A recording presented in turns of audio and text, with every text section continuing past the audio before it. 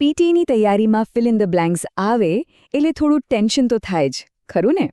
લાગે છે કે સ્કોરિંગ છે, પણ કયો શબ્દ પસંદ કરવો એમાં જ કન્ફ્યુઝન થઈ જાય છે.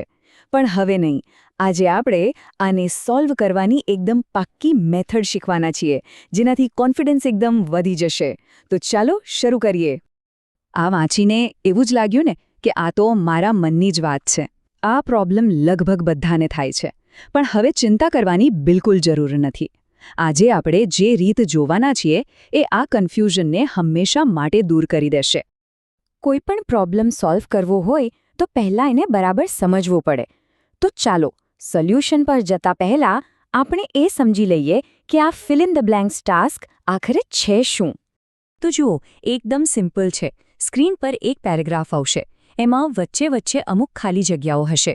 દરેક ખાલી જગ્યા પર ક્લિક કરશો એટલે 4-5 ઓપ્શન્સ દેખાશે. આપણું કામ બસ એટલું જ છે કે એ ઓપ્શન્સમાંથી એવો શબ્દ પસંદ કરવો જે ખાલી જગ્યામાં ગ્રામરની રીતે પણ સાચો હોય અને વાક્યનો અર્થ પણ બરાબર સેટ કરતો હોય. ઓકે, તો હવે વાત કરીએ મુખ્ય મુદ્દાની.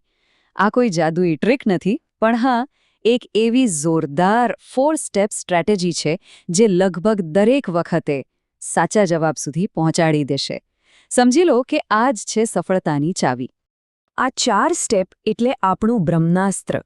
સ્ટેપ 1, આખું વાક્ય વાંચો. ખાલી જગ્યાની આગળ પાછળ શું છે એ સમજવું ખૂબ જરૂરી છે. સ્ટેપ 2, ગ્રામર ચેક કરો. વિચારો કે ખાલી જગ્યામાં નાઉન આવશે, વર્બ આવશે કે બીજું કંઈ. સ્ટેપ 3, કોલોકેશન શોધો, એટલે કે અમુક શબ્દોની નેચરલ જોડી હોય છે એને પકડવાની કોશિશ કરો. અને છેલ્લું, સ્ટેપ 4, મીનિંગ ચેક કરો. જે શબ્દ પસંદ કર્યો છે એનાથી વાક્યનો કોઈ અર્થ નીકળે છે કે નહીં. બસ આટલું કરશો એટલે કામ પાક્કું. ચાલો, બહુ થિયરીની વાતો થઈ ગઈ. હવે સીધા એક્શનમાં ઉતરીએ.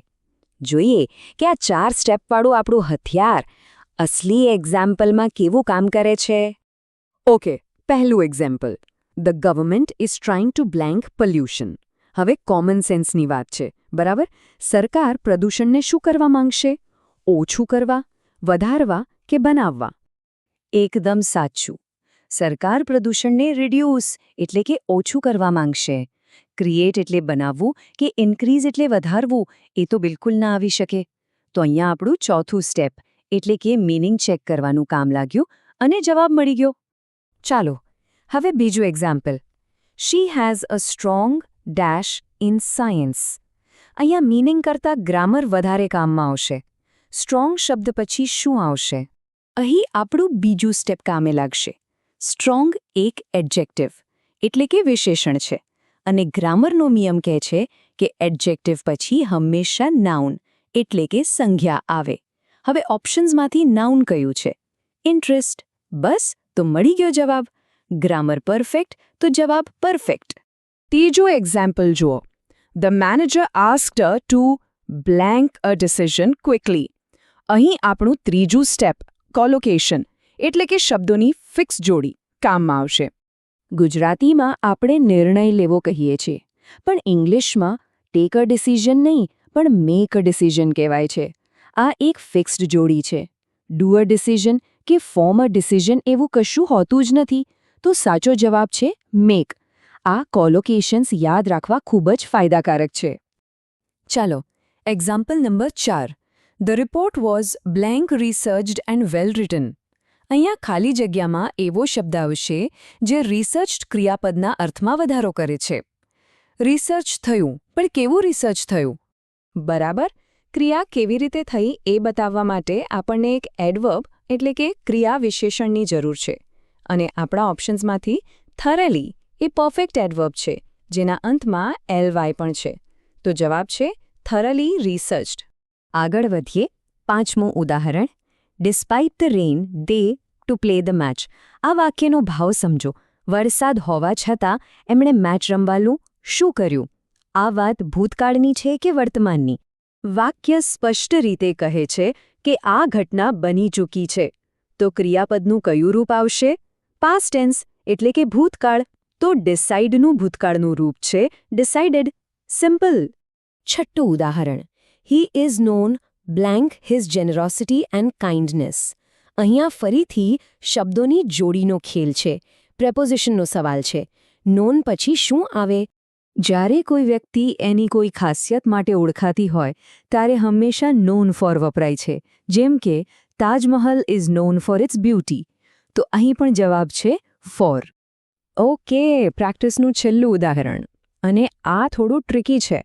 The new policy had a significant dash on the economy. અહીંયા ફસાવવા માટે ઓપ્શન્સમાં અફેક્ટ અને ઇફેક્ટ બંને આપ્યા છે. શું આવશે? એક સિમ્પલ નિયમ યાદ રાખો. અફેક્ટ જે એથી શરૂ થાય છે એ છે એક્શન એટલે કે વર્બ, અને ઇફેક્ટ જે ઈથી શરૂ થાય છે એ છે એન્ડ રિઝલ્ટ એટલે કે નાઉન. આપણા વાક્યમાં સિગ્નિફિકન્ટ એડજેક્ટિવ પછી નાઉનની જરૂર છે, તો જવાબ આવશે ઇફેક્ટ. સારું, શું કરવું એ તો આપણે બરાબર સમજી લીધું, પણ હવે એનાથી પણ વધારે જરૂરી વાત. શું બિલકુલ નથી કરવાનું? ચાલો એ સામાન્ય ભૂલો પર એક નજર કરીએ જે સારો એવો સ્કોર બગાડી શકે છે. સૌથી પહેલી ભૂલ, ખાલી ગ્રામર પર જ ફોકસ કરવું. યાદ રાખો, મીનિંગ પણ એટલો જ જરૂરી છે.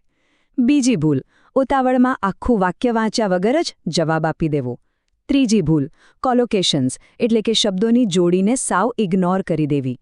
અને ચોથી અને સૌથી મોટી ભૂલ, કોઈ પણ લોજિક વગર અક્કડ-બક્કડ કરીને જવાબ ટીક કરી દેવો. આ ભૂલોથી બચવાનું છે.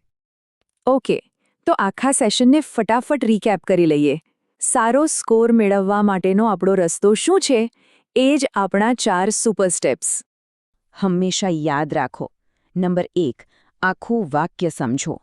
નંબર 2, ગ્રામર ઓળખો. નંબર 3, કોલોકેશન માટે ચેક કરો. અને નંબર 4, મીનિંગ બરાબર મેચ થાય છે કે નહીં એ જુઓ. બસ આ 4 મુદ્દા મગજમાં રાખશો તો જવાબ ખોટો પડવાના ચાન્સ બહુ જ ઓછા છે. અને હવે જતા પહેલા એક સવાલ.